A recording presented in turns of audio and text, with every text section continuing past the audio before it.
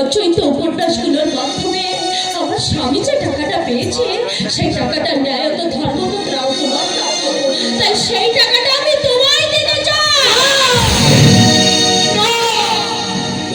শুধু টাকাই আমার প্রাপ্য নয়, প্রাপ্য আরো ছিল নাম, যশ, পরিচিতি, স্বীকৃতি।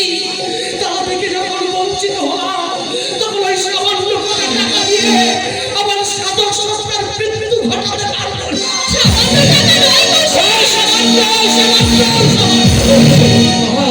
আমার সেই পাওনার কাছে পাওনা অতি তুচ্ছ, নগণ্য, ঘৃণিত।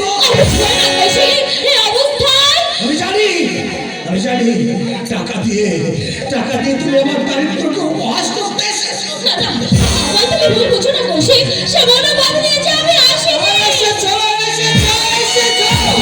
তোমাদের পক্ষে সব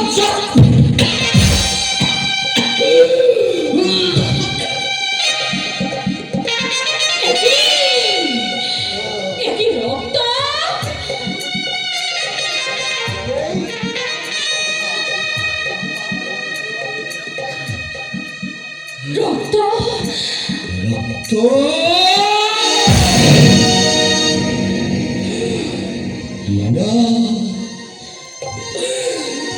না,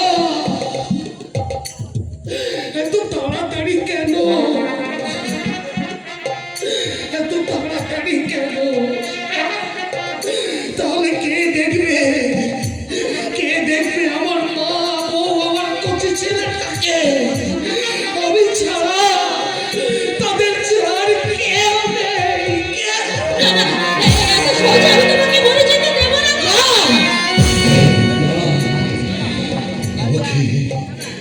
আমাকে ছুঁয়ো না সুচিতা, এই রক্তের ছোঁয়া তোমার লাগিও না। এমন সর্বনেশের সুচিতা,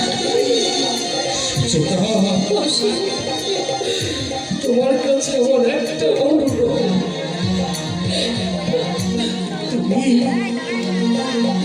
তুমি আর কোনদিন আমার সামনে এসো না। তোমাকে দেখলে আমি যেন কেমন হয়ে যাই। দেখো না, আমার মুখের দিকে তাকিয়ে কটা প্রাণ বসে আছে, আর আমি এখানে তোমার সঙ্গে দাঁড়িয়ে গল্প করছি। না, আমি যাই। আমি না গেলে আমার মা, ছেলের কাছে না খেয়ে থাকবে। আমাকে যেতেই হবে। আমাকে বাধা দিও না।